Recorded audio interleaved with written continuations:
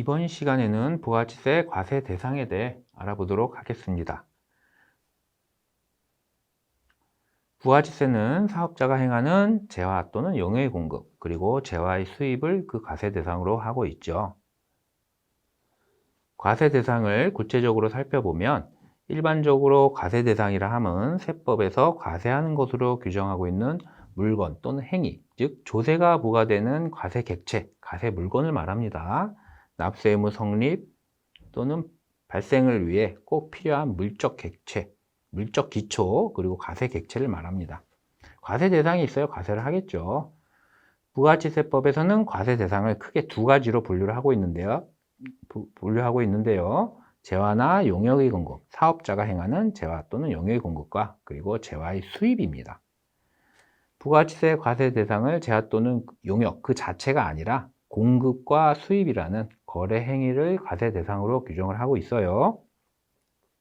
왜냐하면 부가가치세 제도 자체가 거래 사실 뒤에 소비 행위가 있을 것으로 추정한 후에 최종 소비자에게 세부담을 전가하는 것을 전제로 해서 만들어진 조세이기 때문이다. 따라서 부가가치세 과세 대상은 재화가 아닌 재화의 공급이고 용역이 아닌 용역의 공급을 그 과세 대상으로 한다는 걸 기억해 주시기 바랍니다.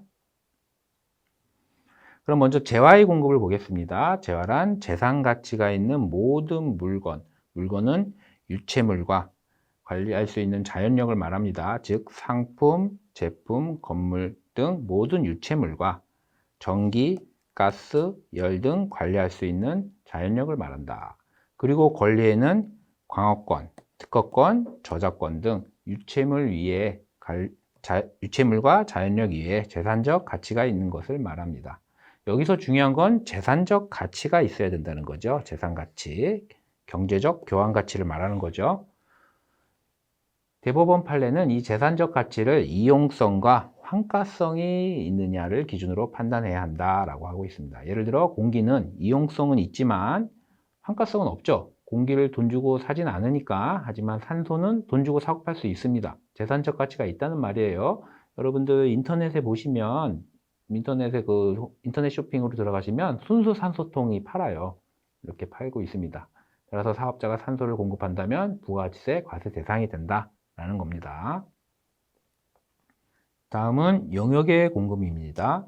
용역은 재화 이외에 재산 가치가 있는 모든 영무와 그 밖의 행위를 말한다 라고 규정을 하고 있죠. 영무에는 건설업, 숙박 음식점업, 운수 창고업, 정보통신업, 금융보험업, 부동산업, 각종 서비스업 등 모든 영무와 그리고 시설물, 권리 등 재화를 사용하게 하는 행위, 그걸 그 밖의 행위로 규정을 하고 있습니다.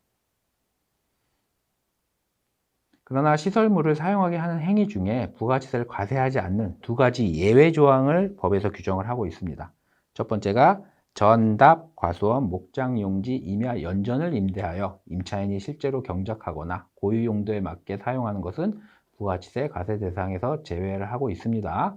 예를 들어 주말 농장을 임대해주고 사용료를 받을 때 임차인이죠. 빌린 사람이 채소 같은 그런 농작물을 실제로 재배하면 그 사용료에 대해서는 과세하지 않지만 만약에 그 농지에 광고탑을 설치하게 해주고 토지 사용료를 받는다면 그때는 과세 대상이 된다는 거죠. 고유 용도로 사용을 한 게 아니니까 고유 목적에 사용하도록 임대하는 경우에만 과세 제외한다는 겁니다. 그리고 두 번째로 공익사업을 위한 토지 등의 취득 및 보상에 관한 법률에 따른 공익사업과 관련하여 지역권, 지상권을 설정하거나 대여하는 사업도 마찬가지로 과세 대상에서 제외하도록 그렇게 규정을 하고 있습니다. 이건 2019년도에 새로 신설이 됐어요. 다음으로 재화의 수입에 대해 알아보겠습니다. 수입하는 재화는 수입자가 사업자인지 여부를 불문한다. 사업자 여부를 불문하고 과세 대상이 됩니다. 세무서장이 아닌 세관장이 징수를 한다고 그랬죠. 그렇다면 왜 수입하는 재화에 부가세를 징수하는지 이해하실 필요가 있어요. 국내에서 생산된 재화만 부가가치세가 붙으면 수입 재화와 가격 경쟁에서 불리하겠죠. 그죠? 국내 산업보호와 국내 생산 재화와의 과세 형평을 유지하기 위함이다. 일단 이렇게 기억을 하시면 될 것 같고요. 그리고 우리나라도 관세와 무역에 관한 일반협정, 가트라고 하죠. 가트에서 권장하고 있는 소비지국 과세 원칙을 따르도록 그렇게 하고 있습니다. 소비지구 과세 원칙은 국가 간 무역거래에서 부가치세 등 소비세 성격의 조세에 대해 소비하는 국가, 즉 수입하는 국가에서 과세하는 것이 이중과세 방지 등 보다 합리적이라는 거죠. 그래서 수출하는 나라가 아니라 수입하는 나라, 소비하는 나라에서 과세하는 것을 원칙으로 한다. 따라서 외국에서 우리나라에 재화가 수입될 때 부가가치세를 징수하고 반대로 우리나라에서 외국에 수출할 때는 영세율을 적용하죠. 영세율을 적용해서 우리나라에서 창출된 부가가치에 부과된 부가가치세를 전액 제거하고 있습니다. 참고로 용역의 수입은 과세 대상이 아니에요. 용역의 수입은 눈에 보이지 않아 통관 개념이 없는 경우가 대부분이기 때문에 부가가치세 과세 대상으로 하지 않습니다. 다만 예외 조항이 있죠. 국내 사업장이 없는 비거주자 또는 외국 법인으로부터 과세되던 용역을 공급받은 자가 과세 사업 이외의 사업에 사용하거나 매입세액이 불공제되는 경우에는 국내에서 공급받은 사업자가 부가가치세를 징수해서 대리 납부하도록 그렇게 별도 규정을 두고 있는 경우가 있어요. 이건 예외 조항일 뿐이니까. 하지만 원칙적으로 용역의 소입은 과세 대상이 아니다라고 이해를 하시면 될 것 같아요. 과세 대상과 관련하여 몇 가지 사례를 살펴보겠습니다. 골프장 또는 테니스장 경영자가 이용자로부터 받는 이 반환하지 아니하는 입회금은 용역의 공급에 해당하여 과세 대상이 됩니다. 반환하지 아니하는 입회금. 그러니까 반환하는 입회금은 과세 대상이 아니라는 거죠. 그러나 사전 계약에 따라 입회 보증금 중 일부를 차후에 반환하기로 했다면 그 반환 의무가 있는 입회금은 과세 대상이 되지 않습니다. 한번 예를 그림으로 한번 설명을 해 볼게요. 골프장이 있어요. 골프장이 있고 A가 이 골프 회원권을 분양을 받습니다.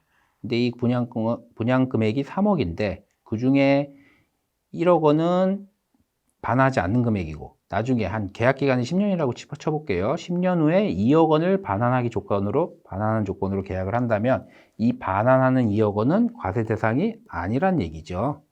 그래서 공급가액은 1억이 되는 거예요. 세금계산서를 1억에 대해서 세금계산서를 주고 받겠죠. 그래서 반환하면 2억은 과세 안 합니다. 그런데 이 A라는 사람이 사업자예요. 사업자고 예를 들어 뭐 회원권, 분양업자, 매매업자라고 칩시다. 이 A가 다른 B, 뭐 소비자가 될 수도 있고 제3사업자가 될 수도 있죠. 다른 B에게 이 회원권을 양도를 하는데 3억 5천만 원에 양도를 해요. 3억 5천만 원을 판 거죠. 근데 이 3억 5천만 원에는 10년 후에 반환받을 2억 원이 포함되어 있어요. B가 반환받겠죠. B가 이 2억 원을 반환을 받아요. 그럴 때 이 A의 공급가액은 얼마가 될 것이냐. A가 공급받는 금액은 이 반환받는 금액 2억 원을 차감한 1억 5천이 아니라 A가 B에게 공급한 3억 5천을 공급가액으로 해서 세금계산서를 발급해야 합니다. 이 반환받는 금액도 포함된다는 얘기죠. 이와 관련해서 우리 서울행정법원 2015년도에 나온 행정법원의 규정을 한번 행정법원의 내용을 한번 볼게요. 골프장 경영자가 아닌 사업자가, 이 A가 분양받은 골프 회원권을 타인에게 양도하는 경우 공급가액 중 반환 가능한 입회 보증금은 부가가치세 과세 표준에 포함된다. 그러니까 결국 반환 가능한 금액은 당초 골프장 경영자가 처음에 팔 때만 그때만 차감하는 거지. 이 골프장 경영자가 아닌 사업자가 판매할 때는 그때는 부가가치세 과세 표준에 반환받을 금액도 포함된다는 거. 그거를 다시 한번 생각해 보실 필요가 있을 거예요. 이상으로 과세 대상에 대한 강의를 마치겠습니다.